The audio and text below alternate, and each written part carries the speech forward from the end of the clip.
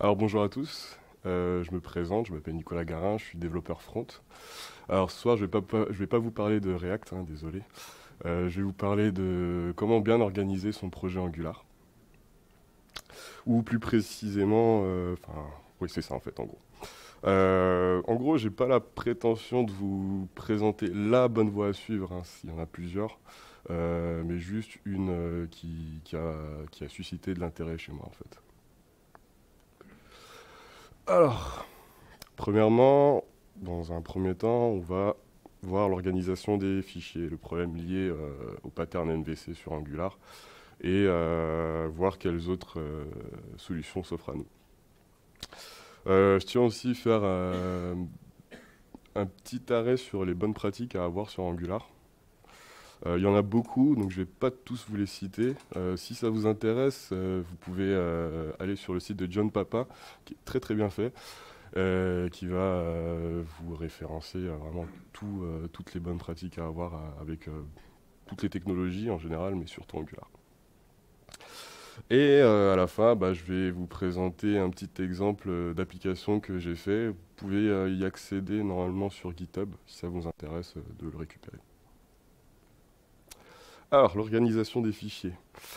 Ici, on a une organisation MVC, un pattern MVC, comme on a l'habitude de le voir dans n'importe quel langage d'ailleurs.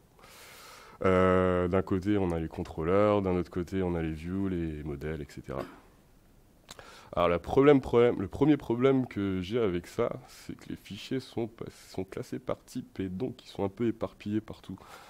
Donc c'est un peu plus compliqué d'accéder aux fonctionnalités d'un component.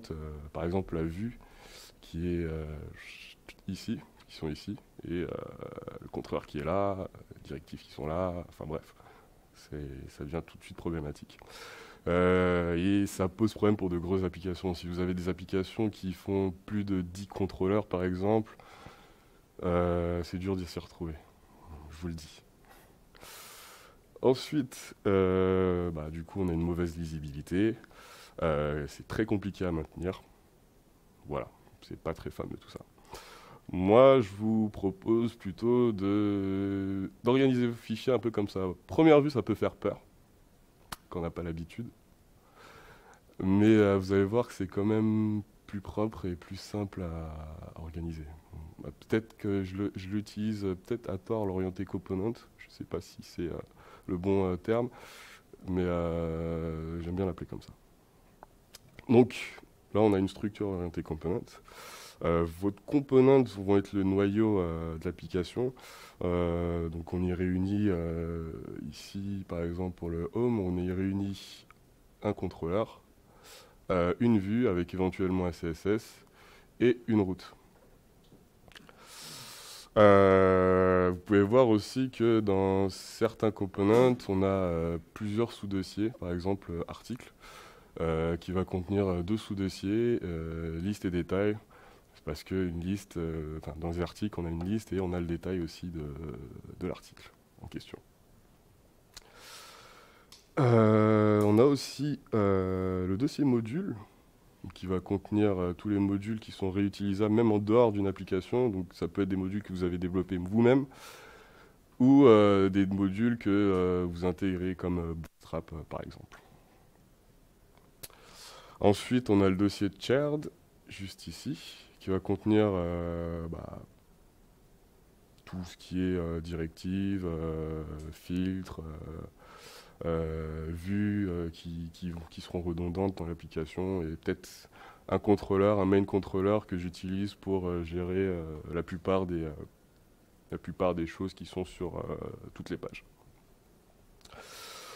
Ici, ah oui, il y a le dossier service que j'ai préféré mettre à part parce que moi, personnellement, il m'est déjà arrivé d'utiliser des services, de faire des requêtes REST dans plusieurs components. Du coup, pour moi, c'était un peu plus compliqué de mettre les services dans un component, mais rien ne vous empêche de le faire.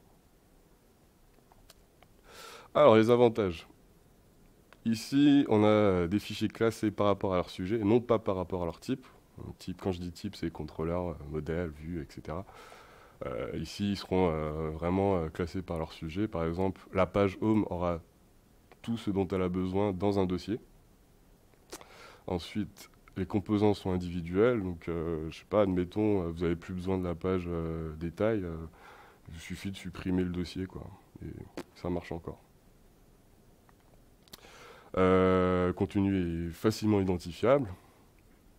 Donc quand on vient du MVC, c'est un peu déroutant, mais on s'y habitue. C'est simple à maintenir, et chaque componente fonctionne comme une petite application MVC. Donc, si vous venez du MVC, c'est relativement simple de s'y retrouver. Vous voyez ici, on a tout ce dont on a besoin. Les modules sont facilement réutilisables. Il suffit de prendre le dossier et de l'exporter dans un autre projet. Et en bonus, on se rapproche un peu d'Angular 2. C'est un petit bonus. Alors, les bonnes pratiques.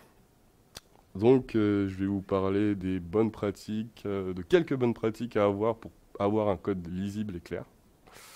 Donc, la première chose, c'est l'encapsulation. Donc, on conçoit dans un projet Angular ou autre, peu importe en fait, dès que vous faites du JS, il vaut mieux encapsuler vos composants. Ça évite les problèmes de scope et c'est très bien. Ensuite, les modules. Alors, ne pas déclarer un module en l'affectant à une variable, toujours déclarer et accéder au module via angular.module. Pourquoi? Parce que déjà, si on encapsule nos components, on n'y a plus accès, du coup, ça va être compliqué. Et deuxièmement, c'est carrément plus lisible. Parce qu'on sait du coup à quel module on appartient de manière très simple, etc. Ensuite, la déclaration des components. Les composants, pardon. Peu importe que ce soit un contrôleur ou une directive, il faut éviter les fonctions anonymes. Pour plus de lisibilité, vaut mieux faire des fonctions nommées avec un petit suffixe, comme par exemple le contrôleur ici. Donc que ce soit en camel case ou en snake case, c'est toujours mieux. Donc bien séparer la déclaration et le component en lui-même, le composant en lui-même.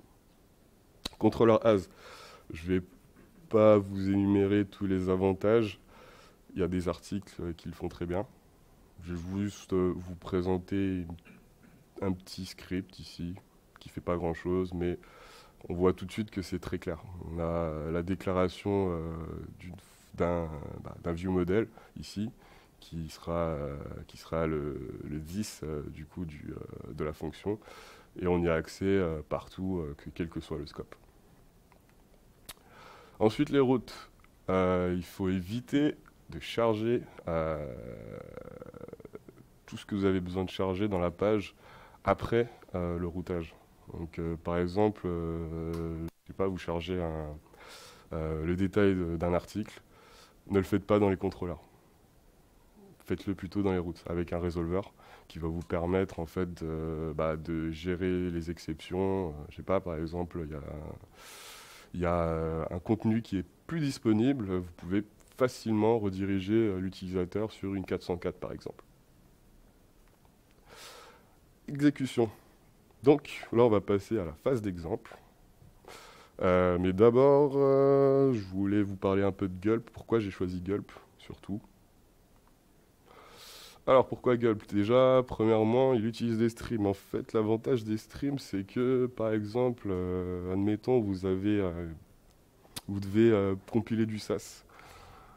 Sur d'autres task runners, il va devoir faire la première tâche qui va être la compilation du SAS en CSS, l'enregistrer dans un fichier, reprendre le fichier, faire la minification, réenregistrer dans un fichier pour pouvoir le mettre à terme dans un fichier qui sera là où il doit être.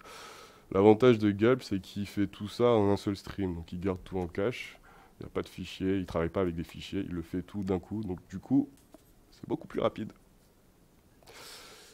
Ensuite, on a plus de 2000 plugins qui sont référencés sur Gulp, donc pour trouver son bonheur, c'est relativement simple. Et ensuite, contrairement à... encore, je vais prendre l'exemple de Grunt, désolé si vous aimez Grunt. Mais contrairement à Grunt, par exemple, qui utilise des fichiers de configuration en JSON, lui, vous faites du script, enfin, vous faites du JS tout simple, quoi, en fait. Donc voilà, on va passer à l'exemple. Comment on éteint ça? Alors, si vous voulez voir... alors, c'est assez rapide. Donc là, je suis dans mon dossier, dans mon projet. Je tape gulp.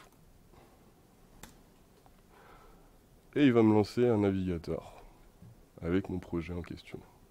Donc c'est un petit blog entre guillemets qui est fait en Angular. L'avantage de ce que j'ai fait en fait, bon je vais peut-être vous montrer le code, ça sera peut-être un peu plus clair.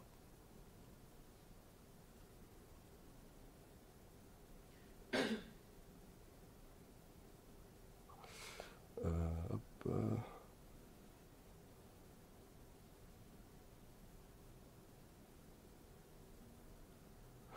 Donc ici on a le fichier gulp qui contient tous les modules qu'on utilise.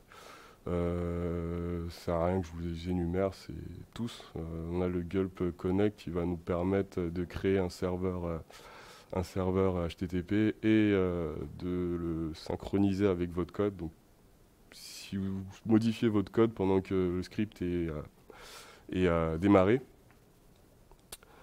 et ben, il va mettre à jour la page automatiquement avec un autre module qui s'appelle watch, qui va regarder ce que vous avez modifié dans votre code.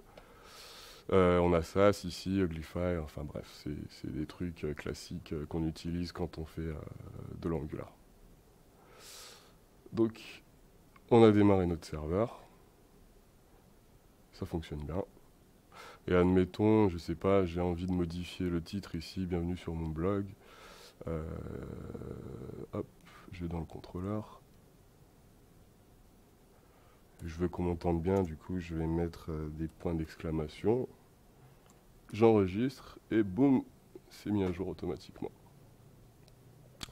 Voilà, je sais pas trop s'il y a d'autres choses que je dois aborder, mais si vous avez des questions, je vous écoute. Pas de questions? Et du coup, là, il y a un mini serveur web, ça Ouais, marche comment? c'est un petit serveur HTTP. Donc, il suffit de choisir un petit port. Là, j'ai choisi le 8080 et il démarre le serveur automatiquement. Gulp fait tout ça. Ouais. Ouais, moi, quand j'ai pris en main Angular, enfin Angular 1, Mhm. une chose que j'ai le plus aimé, c'est justement la structure, comment ça vous permet de structurer votre projet Ouais. en MVC. Tout ce qui est modèle. Mais là, ça avait mis en cause toute la philosophie d'Angular. Ouais. Est-ce que c'est une pratique que tu as pu expérimenter sur un projet chez le client ou vraiment parce qu'après, s'il est trouvé que quelqu'un qui est habitué à utiliser vraiment la philosophie Angular, c'est un petit peu compliqué. Est-ce que c'est vraiment un truc qui a été exécuté ou c'est Oui, je l'ai expérimenté, oui. Après, c'est comme je vous ai dit, je vous montre pas la bonne voie à suivre. Si vous préférez être en MVC, c'est très bien. Mais là, en l'occurrence, bah, ne serait-ce qu'avec Gulp, ça simplifie grandement les tâches. Tout est automatisé. Je vais vous montrer la structure enfin, je vais vous montrer ce que ça donne après l'exécution de Gulp. Donc là, non, c'est pas là. Là, on a notre application qui est fonctionnelle avec l'index. Donc Gulp va automatiquement mettre les scripts là où il faut. Ici, les CSS, toutes les dépendances et l'application en elle-même. En gros, il va tout concaténer de telle sorte que, au final, on a tout dans un seul fichier. Bon, là, j'ai pas minifié pour que vous puissiez voir, mais en gros, ça donne ça. En fait, c'est vraiment en amont, quoi, avant d'exécuter le code. Enfin, je parle de ma propre expérience. Pour moi, c'est plus clair de travailler comme ça. D'autres questions? Tu disais que ça tendait, cette structure-là, du coup, elle tendait avec Angular 2, c'est ce que c'est un peu le schéma qui. C'est à peu près le même schéma, ouais. Pas exactement, mais on s'en rapproche. Du coup, pour mettre à jour l'application de V1 à V2, c'est beaucoup plus simple.